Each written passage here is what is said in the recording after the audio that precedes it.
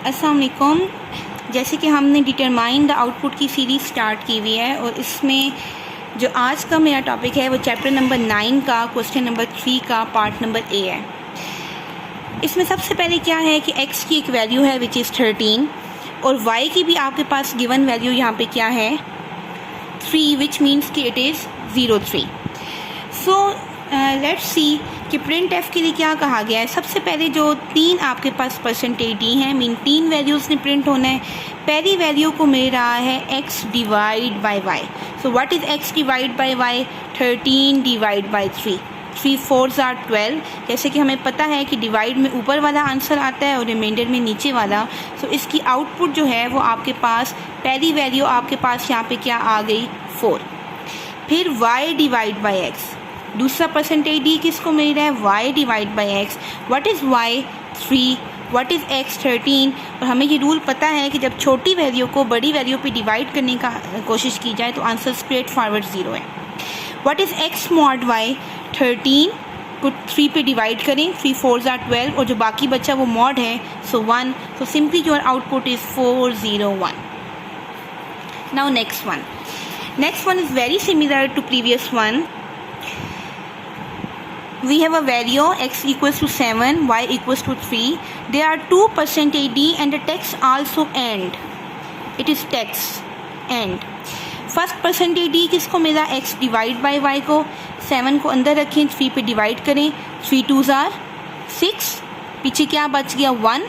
So divide का answer लिखना है जो कि ये होता है, सो 2। आगे एंड इज टेक्स्ट और and as it is screen पे प्रिंट हो जाएगा। और फिर परसेंटेज डी को x मॉड y मिल रहा है। ये आंसर मॉड का होता है, ये आंसर डिवीजन का होता है। I repeat again and again. So 2 and 1 is answer. This one is very tricky and this one is one of the important code 2। एक तो ये थोड़ा ट्रिकी भी है और एक इसको समझने के लिए थोड़ी सी ट्रिक्स की भी ज़रूरत है। इसके लिए जो फर्स्ट लाइन है इसको आपने समझना है कि अगर ऐसी इक्वेशन आ जाए जिसमें असाइनमेंट ऑपरेटर भी है, एज वी नो कि असाइनमेंट ऑपरेटर की प्योरिटी सबसे कम होती है, सो उसने तो बाद में सॉल्व होना है। लेकिन इसमें प्लस प्लस भी आ गया है, पोस्ट फिक्स भी, और एक बाइनरी ऑपरेटर भी आ गया है प्लस के नाम से। So there are 3 operators. So हमें ऑपरेटर प्रेसिडेंस के अकॉर्डिंग चलना होता है। और ऐसी इक्वेशन जिसमें ये तो डेफिनेटली एंड पे असाइन होगी वैल्यू, लेकिन y प्लस प्लस और x प्लस प्लस और दरमियान में भी प्लस आ जाए तो इसको तोड़ के हम सिंपली लिख लेते होते हैं x equals to y plus x. यानी यहाँ से भी आप प्लस प्लस अवॉइड कर दें और यहाँ से भी x प्लस प्लस अवॉइड कर दें। उसके बाद देखें x equals to y plus x, y की वैल्यू क्या है 35 और x की वैल्यू हमारे पास क्या है 20। तो यहाँ पे x क्या हो जाएगा 5 और 3 2s are 5, 55। नाउ अब इस प्लस प्लस की वजह से एक ऐड करें।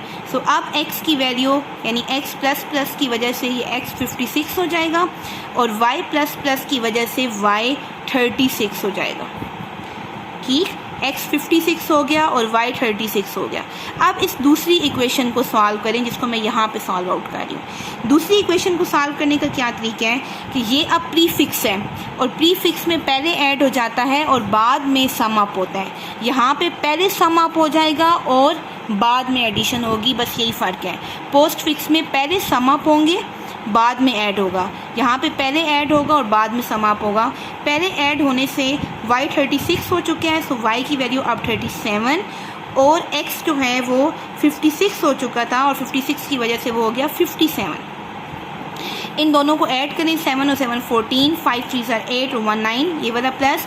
सो y की वैल्यू हमारे पास आ गई 94 फाइनली और x की आ गई 56 और 56 भी इस प्लस प्लस की वजह से एक ऐड हो चुका है। सो x की वैल्यू भी 56 से 57 हो जाएगी। So simply what is the answer 57 and 94।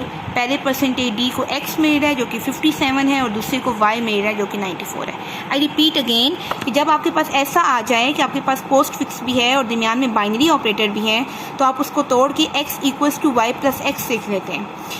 यानी पहले सिंपल वैल्यूज़ को ऐड करें। सिंपल क्या है 35 और 20, आंसर क्या आ गया 55।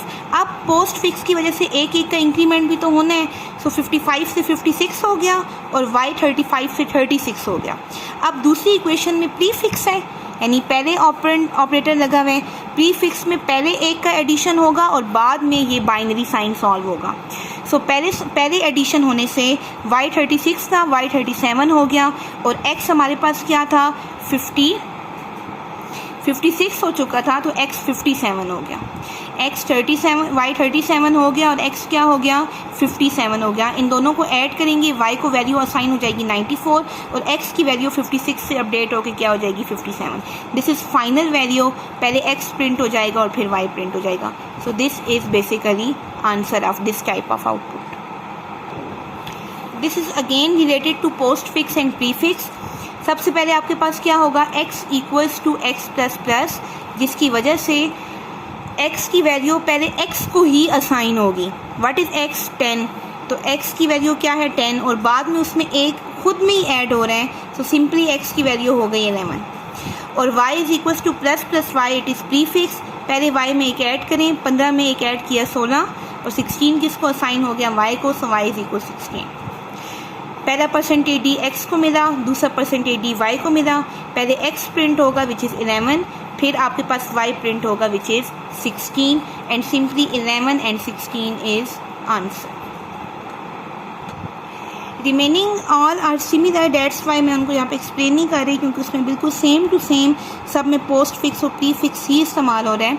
This is related to operator precedence, और ऑपरेटर प्रीसिडेंस में कंसेप्ट क्या होता है कि डिवीज़न और मल्टीप्लाई की प्योरिटी एक जितनी होती है और प्लस और माइनस की प्योरिटी एक जितनी होती है, लेकिन प्लस और माइनस की प्योरिटी डिवीज़न और मल्टीप्लाई से कम है। सो अगर किसी इक्वेशन में मल्टीप्लाई भी आ जाए और डिवाइड भी आ जाए तो लेफ़्ट टू राइट रूल चलता है। सो इस इक्वेशन को और से देखें, 4 multiply by 5 divide by 2 plus 9, multiply भी आ गया, डिवाइड भी और प्लस भी, डेफिनेटली प्लस से ज़्यादा इन दोनों की प्योरिटी है, लेकिन इन दोनों की एक जितनी प्योरिटी है, डेट वाइज ये left to right solve out होगा।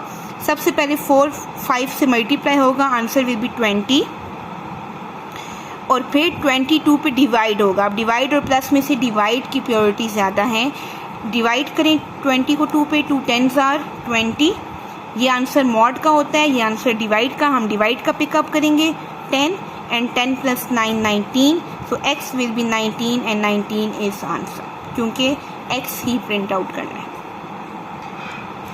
In the next video we will discuss all the output of chapter 10 inshallah, which are more tricky than even chapter 9.